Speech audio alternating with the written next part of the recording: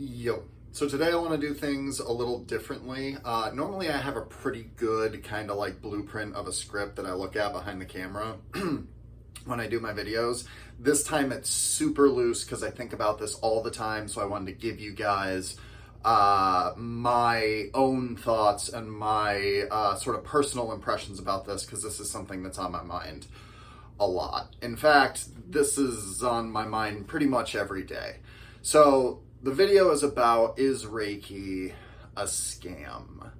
And I think that if you are scientifically minded in the least, if you look at something like Reiki and you are not skeptical, that's not a very good sign. I question Reiki every day. Every day I think about, is what I'm doing real? Am I doing it properly? Will it ever be something that's accepted broadly or studied intensively, scientifically? I don't know. But the reason I think about it in terms of it being real or not is because for me, in some of the states that I've gotten into through meditation and through doing Reiki sessions on people, I honestly sometimes almost doubt my own sanity, because the feeling is so amazing. It's peaceful, it's joyous, but it's also purposeful. When you are doing Reiki as a skilled practitioner, it really feels like you're doing something. And that can lead to a head trip. You can start thinking crazy thoughts when people get up from their session and they're like, oh man, my breathing's so much better, or oh man, my headache pain is gone, or whatever it is. You can start getting these really ego-ish, prideful feelings about yourself, like, I'm doing this. And that's why I doubt it, because sometimes when people say, I just had a person I did Reiki on the other day, and they said, I feel like I sucked your energy. And sometimes it's tempting to think that, like, yes, I'm giving this person, I have this awesome energy, and I am giving this person a fragment of my energy, and now this person is healed. I mean, you can see how that could lead to, like, megalomania.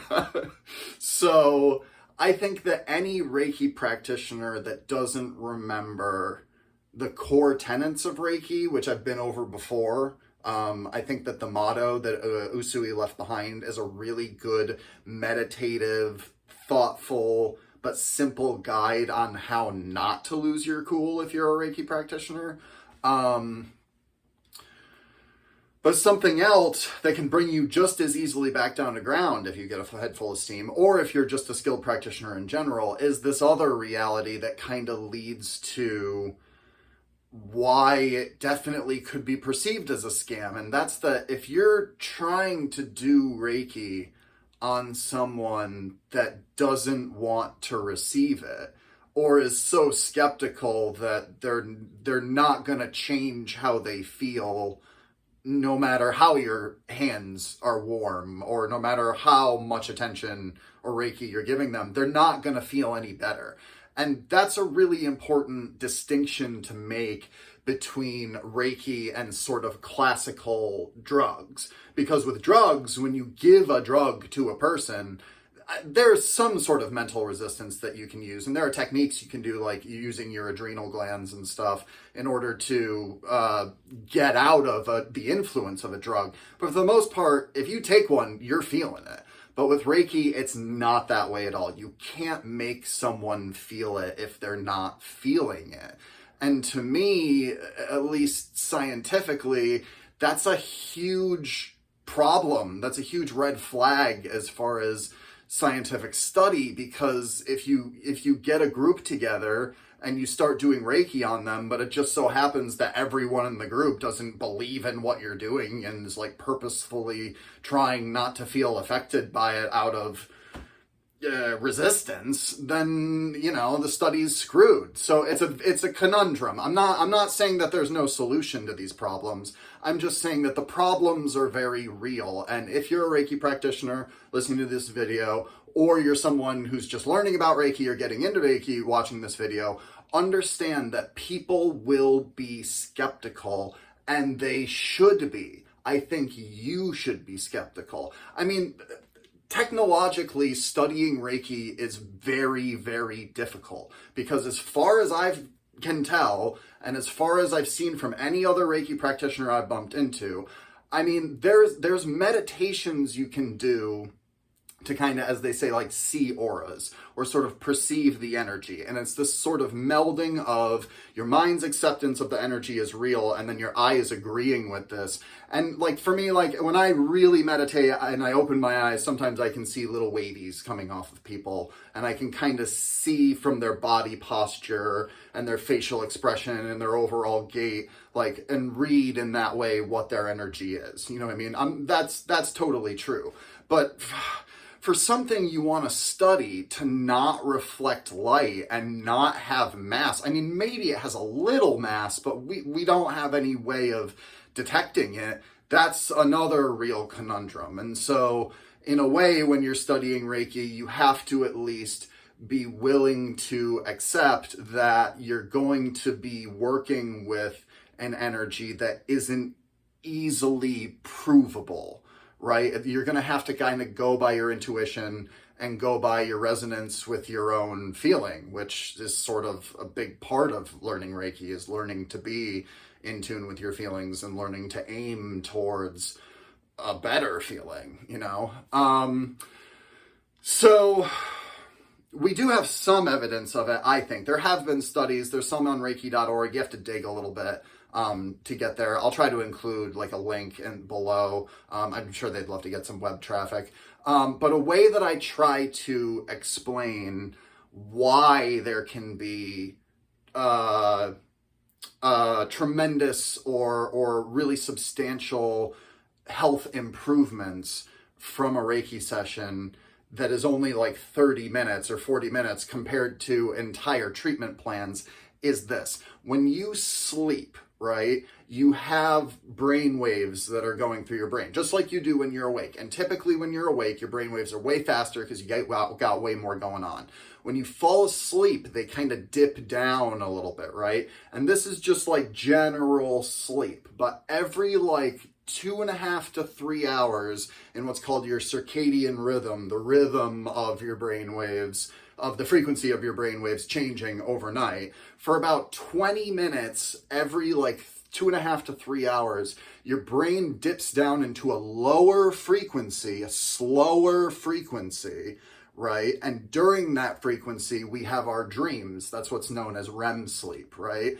During that frequency, we do know from studies we have done that much, like a larger percentile by far than all the other times of the night, most, I would say from the data I've seen, most of your regenerative healing happens during that time. And you can kind of tell that, right? Like if you fall asleep for an hour and then wake up and do that 8 times, you're not going to get the same feeling of rest and regeneration as if you let yourself sleep for 8 hours or even 9 hours, right? Even if you allowed 9 or 10 hours to sleep of that 1 hour every wake up, it still wouldn't be the same as a regular night of sleep, right?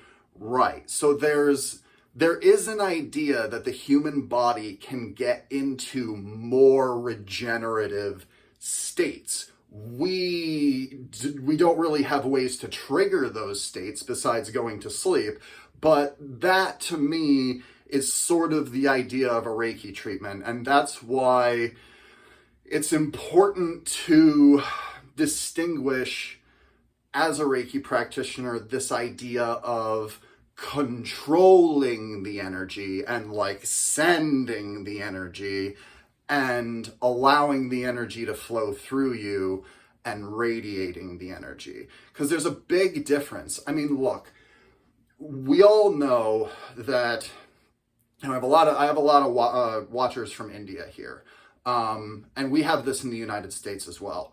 We all know when we see a person who is claiming to be holy and claiming to be righteous, and we see the proof in them that they're not, right? And it's the same thing here. We have lots of religious people here who kind of don't follow the very tenets of their religion, and yet espouse about it and get lots of money from their advertising and yada, yada, yada. There is such a thing as a Reiki practitioner who doesn't know what he's doing.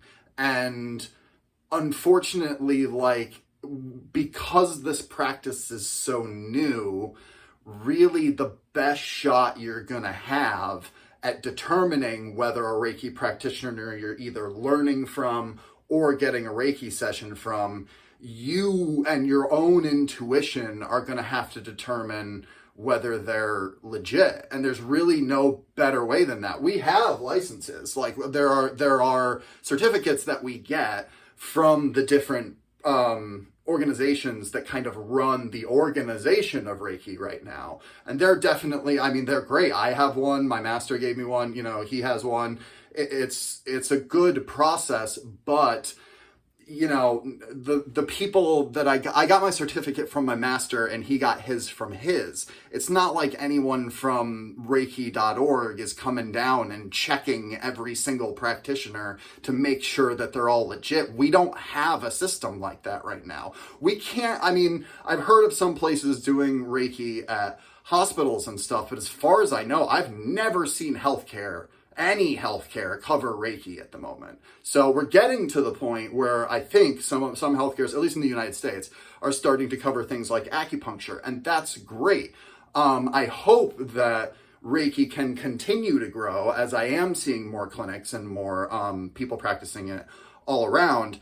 But it's still a very young practice. And when we're practicing, we may be able, through our connection to Reiki, we may be able to guide that person to better health. But one of the things that can seem scam-like about Reiki is you may get these wonderful results after your Reiki session, and then, you know, a week or two later, you're really not feeling it anymore, and it all kind of wears off. And that's why I think it's really important, and I've always thought this is really important, and every person I've ever taught Reiki to, I've tried to train them in this method of speaking with the person after the physical hands-on session about what they're going through and give them some pointers. I mean, it's nice to just kind of treat, a lot of acupuncture places will just kind of give you the treatment and good job, you know, you took the needles and send you on your way. But I've always felt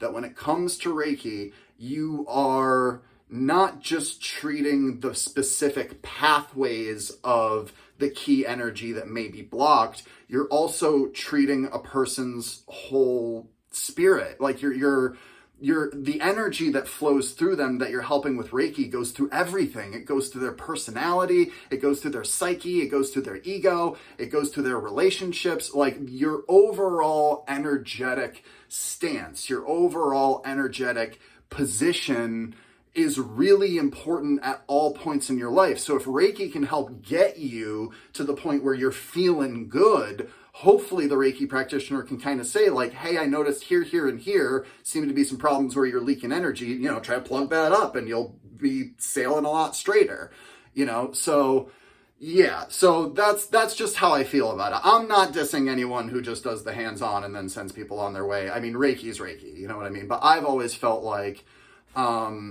it's really not enough to just supercharge their energy. You really got to help them keep the charge, you know?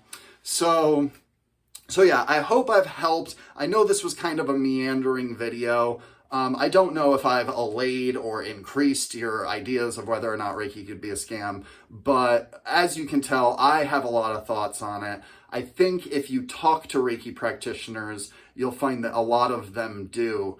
And at least from my experiences with fellow Reiki practitioners, we often are a skeptical lot. In fact, a lot of us came to practice Reiki by being skeptical about the hand we were dealt, whether it was a certain religion or an abusive family or a terrible medical condition. A lot of us are here because we were skeptical of what we were being taught and told, and we felt like we found a workable, if not in process answer through Reiki. So, all right. Thanks, guys. Have a good day.